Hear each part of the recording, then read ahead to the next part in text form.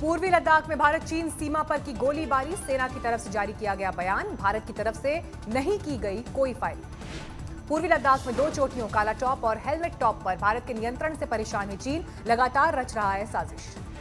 चीनी सैनिकों ने भारतीय सुरक्षा बल के ठिकाने पर की फायरिंग, भारत ने जवाबी कार्रवाई में चलाई गोली। 1975 के बाद भारत चीन सीमा पर गोलीबारी का यह दूसरा मौका। 31 अगस्त को भी हुई थी फायरिंग।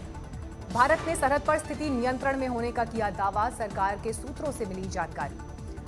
15 जून को गलवान घाटी में चीनी सैनिकों की हिंसक झड़प के बाद से एलएसी पर हालात तनावपूर्ण, कई बार हो चुकी है सैन्य वार्ता के बाद अब तक अनसुलझा है मुद्दा।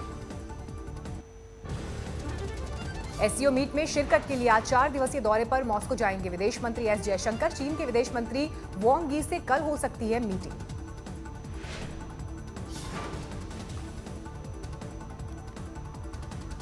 वांग यी से मुलाकात के पहले विदेश मंत्री एस जयशंकर ने चीन को किया आगाह, दो देशों के बीच सरहद की स्थिति को अलग रखकर नहीं हो सकता कोई रिश्ता।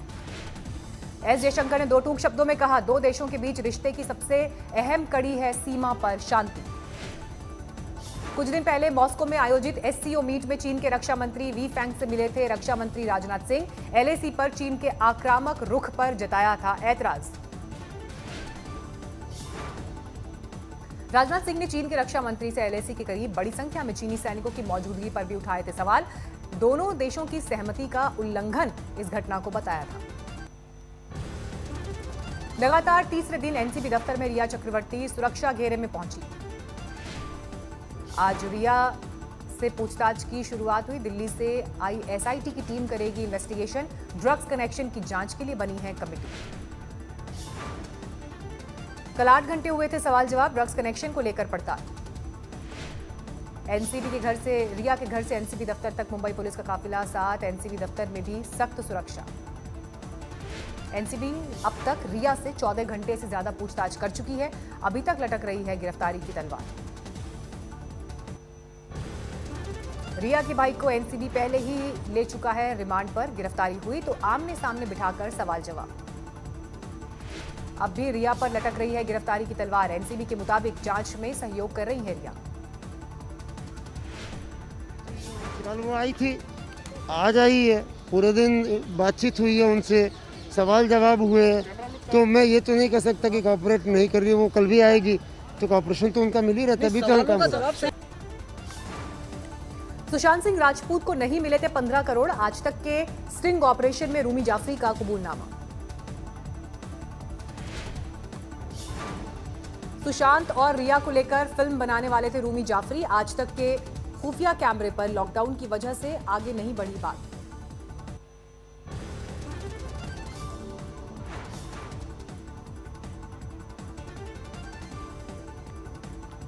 एनसीबी की पूछताछ के बाद सीधे बांद्रा पुलिस स्टेशन पहुंची थी रिया। सुशांत की बहन के खिलाफ शिकायत को लेकर दर्ज कराया बयान।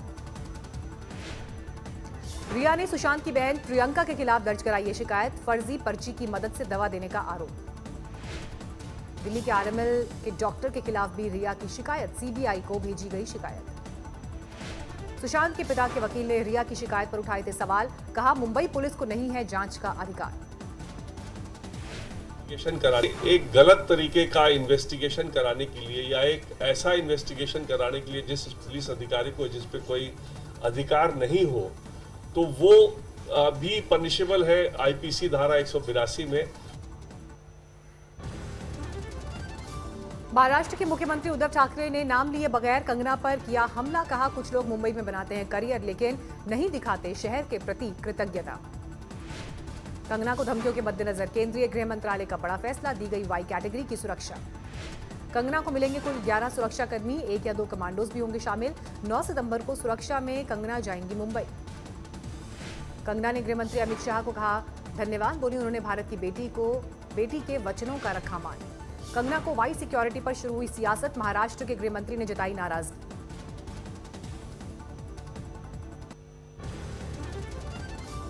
कंगना को लेकर अपने बयान पर संजय राउत की सफाई। कहा, नहीं दी धमकी।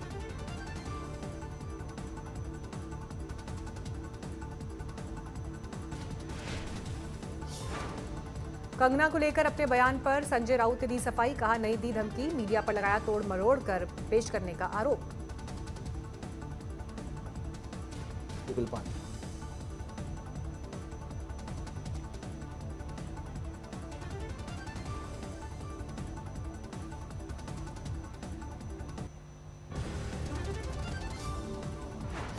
देश में लगातार बढ़ रही है कोरोना की रफ्तार। पिछले 24 घंटे में सामने आए करीब 75,000 नए मामले।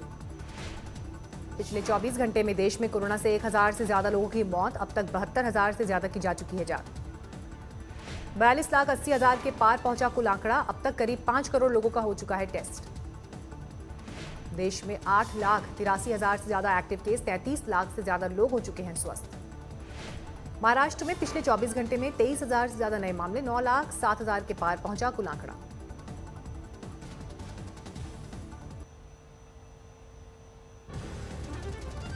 आंध्र प्रदेश में मरीजों का आंकड़ा 5 लाख के करीब। 24 घंटे में सामने आए 11,000 नए मामले। यूपी में पिछले 24 घंटे में 6,500 से ज्यादा नए मामले। 2,66,000 के पार पहुंचा कुल आंकड़ा।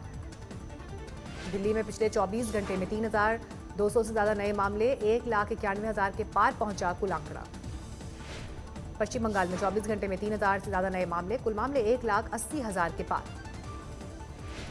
बिहार में पिछले 24 घंटे में 1,800 से ज्यादा नए मामले। 1,47,000 के पार पहुंचा कुल आंकड़ा। पाली में सैलाब से हाहाकार। नदी में बहने से बचा बाइक सवार। पाली में बाढ़ से जानवर भी परेशान। तेज बहाव में फंस गई गाय। बारिश और बाढ़ से अंडरपास में जलभराव। डूबी नजर आई एक कार। दरभंगा में बाढ़ पीड़ितों को प्रशासन पर फूटा गुस्सा। नगर निगम का घेराव। गोपालगंज में गंडक नदी की वजह से कटाव का कहर। देखते ही देखते नदी में समाया आंगनबाड़ी भवन। यूपी के फर्रुखाबाद में गंगा और रामगंगा उफान पर। कटान की मुसीबत। खेतों के साथ मकानों पर भी संकट। यूपी के बाराबंकी में सरयू और घाघरा नदी के सैलाब से बड़ी मुसीबत। औरंगाबाद में मूसलाधार बारिश के बाद जायकवाड़ी बांध ओवरफ्लो। खोले गए बांध के 12 गेट। कर्नाटक के शिवमोगा में बारिश ने बढ़ाई परेशानी। कई हिस्से में जलभराव का संकट। अरुणाचल प्रदेश में भारी बारिश के बाद भूस्खलन का संकट। ईटानगर नागार्जुन हाईवे में आई बड़ी दरार। एएमयू में इंजीनियरिंग छात्रों का बवाल। कोरोना के वक्त फीस माफ करने को लेकर प्रशासन के खिलाफ हल्लाबोल। प्रयागराज के धूमनगंज में ब्यूटिशियन के साथ गैंगरेप। जन्मदिन की पार्टी में बुलाकर दोस्तों ने शराब पिलाकर किया सामूहिक बलात्कार।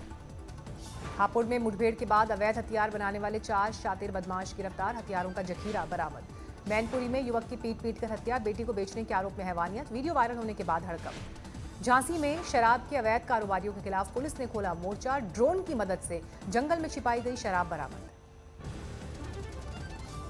दिल्ली के नजदीक गुरुग्राम में पुलिस इंस्पेक्टर पर अज्ञात बदमाशों ने की फायरिंग। सीसीटीवी कैमरे में कैद हुए हमलावर।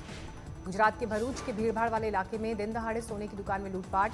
लुटेरों ने दुकान के मालिक पर चलाई गोली। इंदौर में 9 साल की बच्ची की बेरहमी से हत्या। घर से गायब थी बच्ची। मैदान में मिली लाश। पंजाब के फरीदकोट में नकली नोट छापने वाले गिरोह का पर्दाफाश। 5,38,000 के फर्जी करेंसी बरामद। 2 गिरफ्तार। आगरा के केमिकल फैक्ट्री में भीषण आग। घंटों की मशक्कत के बाद पाया काबू। लाखों के नुकसान की आशंका। पूर्वी दिल्ली में सफाई कर्मचारियों ने पत्ते लपेटकर किया विरोध प्रदर्शन। कांग्रेस ने किया समर्थन। पटियाला में लोक इंसाफ पार्टी के कार्यकर्ताओं पर टूटा पुलिस का कहर। पंजाब सीएम के घर का घेराव करने की हो रही थी कोशिश। बिहार चुनाव को लेकर सुलगी सियासत। जेडीयू के खिलाफ एलजेपी की मोर्चाबंदी।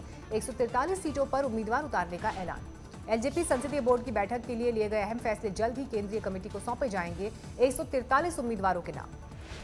जेडीयू ने एलजेपी को जारी की चेतावनी। का एनडीए में रहना है तो करना होगा गठबंधन धर्म का पालन। मध्य प्रदेश के बुरहानपुर में 2 गुटों की झड़प में बड़ा विवाद। थाने पर बवाल कर रहे लोगों को काबू में करने के लिए पुलिस का बल प्रयोग। सहारनपुर में डीएम दफ्तर पर किसानों का विरोध प्रदर्शन। जबरन भूमि अधिग्रहण करने को लेकर नाराजगी।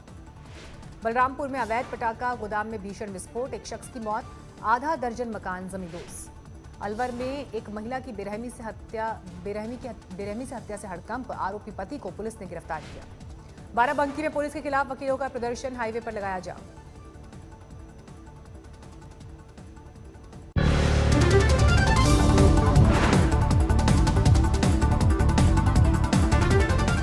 नमस्कार, मैं हूं अंजना ओम कश्यप। हमें उम्मीद है ये वीडियो आपको पसंद आया होगा। लेटेस्ट खबरों के लिए यूं ही देखते रहिए आज तक और इस वीडियो के पसंद आने पर लाइक, शेयर एंड सब्सक्राइब करना ना भूलें।